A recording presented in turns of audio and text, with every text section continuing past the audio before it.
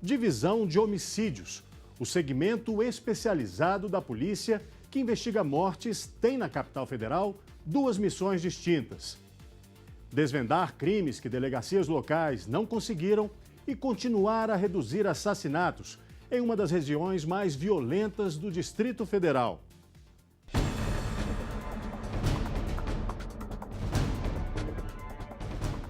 O Brasil registra 50 mil mortes por ano. Na capital do país, uma mulher com experiência de 30 anos na polícia é quem comanda a investigação de assassinatos. É a delegada Rosana Gonçalves, que coordena a divisão de homicídios no Distrito Federal. O primeiro passo da polícia numa investigação de homicídio, de regra, é o local do fato. Então, você começa a investigação pelo local onde o crime foi executado. Então, o local é o que primeiro indica o que é aquela investigação, aonde aquela investigação vai chegar e qual o caminho que essa investigação deve trilhar. Após o local, aí você começa a desenvolver as diligências que aquele local te indicou, qual é o caminho que você tem que percorrer na investigação. E depois aquela investigação de segmento, que são os exames periciais, os exames laboratoriais, que são as inquirições de testemunha, a qualificação e a oitiva dos autores ou dos suspeitos, a efetiva prisão, o cumprimento das cautelares, a busca e apreensão, prisão temporária. Não é a única missão da delegacia especializada. Nós trabalhamos com dois tipos de caso. Os inquéritos policiais em que a autoria não foi determinada pela delegacia da área e que são redistribuídos para a coordenação de homicídios. Então, são inquéritos geralmente com 2 anos, 3 anos após a ocorrência do fato. A equipe trabalha em uma região de 200 mil habitantes, que já foi considerada uma das mais violentas do Distrito Federal. É nesta área que a polícia desenvolve o projeto Ação Imediata, para reduzir a criminalidade. E a gente trabalha também nessa região do Itapuã, na região do Paranoá, com um projeto de atendimento de local, um projeto que a gente denominou de Ação Imediata, que faz o atendimento desde o local do crime e continua com a investigação até a conclusão do inquérito policial pertinente àquele crime. Desde a implantação do programa, a divisão obteve bons resultados. A delegada explica um dos casos. A gente tem aqui um homicídio ocorrido em setembro de 2012, em que em menos de 40 dias depois, todos estavam presos e presos preventivamente. Então, quer dizer, eles continuam presos. Todos esses, o Roger, o Wellington, o Alex, o Fábio e o Ricardo, continuam presos. Eles não foram indicados autores e continuaram nessa área. Não, eles estão realmente presos, né? E isso é o que tem um resultado bom também. Coisa da sensação de impunidade, você quebra isso aí. A motivação do homicídio nessa região que a gente atende, ela vem muito atrelada com a questão da droga, né? Vem muito atrelada com o conflito entre os grupos, né? De determinadas regiões.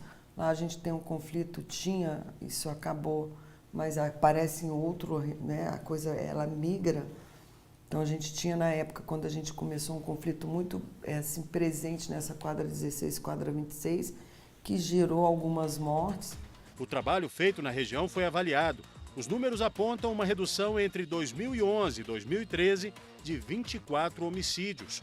A investigação de um crime, em muitos casos, não é rápida. E a identificação do assassino, menos ainda.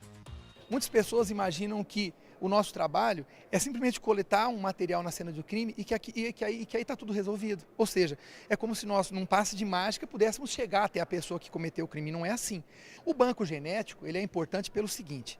Primeiro, o banco de dados, é bom que fique claro também que o banco de dados que está sendo montado é um banco de dados de pessoas envolvidas em crimes, de criminosos que muitas vezes são criminosos seriais, ou seja, criminosos que não cometem um único crime, cometem muitos. Então, à medida que você tem, né, a obrigatoriedade da criação do banco de dados, você aumenta a chance de que essa pessoa possa ser encontrada quando ela deixar vestígios num crime subsequente. A Lei 12.654 diz que os dados genéticos devem ser armazenados em um banco de dados gerenciado por uma unidade oficial de perícia criminal. O banco de perfis genéticos, ele está sendo implementado no país nos mesmos modelos do que se usa já na Europa e nos Estados Unidos. Nesse caso específico, estamos usando o mesmo modelo norte-americano do FBI. Ele coloca no banco, e aí as regras estão sendo adaptadas aqui ao país, os autores de crimes já condenados de determinados crimes, aqui no caso os crimes hediondos, e as regras com que eles serão colocados e como eles serão mantidos no banco estão sendo estabelecidas por um comitê gestor. A polícia conta com técnicas próprias para identificar o suspeito, da produção de um retrato falado feito por uma testemunha, às possibilidades de disfarce que o suspeito possa estar usando. O trabalho feito pelos legistas do Instituto de Medicina Legal dá suporte às investigações da Divisão de Homicídios. Objetos, vestígios e materiais da vítima e do autor encontrados na cena do crime são analisados. Os dados da investigação mais os dados da perícia vão ter que coincidir com o que vai ser encontrado aqui no ML. Então eles vêm aqui para a gente para confirmar, aquela suspeita ocorreu, a pessoa foi encontrada com drogas lá, a pessoa fez uso daquela droga, a droga era dela, a droga pode ser de outra pessoa. Então assim, a gente dá subsídios para eles formularem, né? Tanto o laudo, no caso da perícia criminal, quanto a investigação, o raciocínio investigativo para a delegacia. Mas a gente é mais um subsídio para eles. E nos casos de crimes antigos, de 2, 3 até 6 anos, não solucionados pelas delegacias locais, a Divisão de Homicídios tem muito mais trabalho. Um trabalho de restauração. Você monta as peças, tipo de um quebra-cabeça, e constrói aquilo que em tese ocorreu. Se você passa muito tempo, você não vai ter mais aquela testemunha tão disposta a falar quanto talvez no momento do crime. Você não vai ter a prova material pronta para ser recolhida e para ser periciada, como ela está no momento do crime. Então você perde muito quando você perde o imediatismo da investigação do homicídio. O Instituto de Medicina Legal, que dá suporte à polícia nesses casos, com a seção de antropologia forense, que analisa ossadas, por exemplo, diferente do que muita gente pensa, o IML também presta um serviço importante para a justiça em relação aos vivos. Tem várias sessões. Entre essas sessões está a sessão de perícias no vivo propriamente dita, que é a sessão que trata de lesões corporais, e isso aí incluindo agressões físicas, incluindo acidentes de trânsito.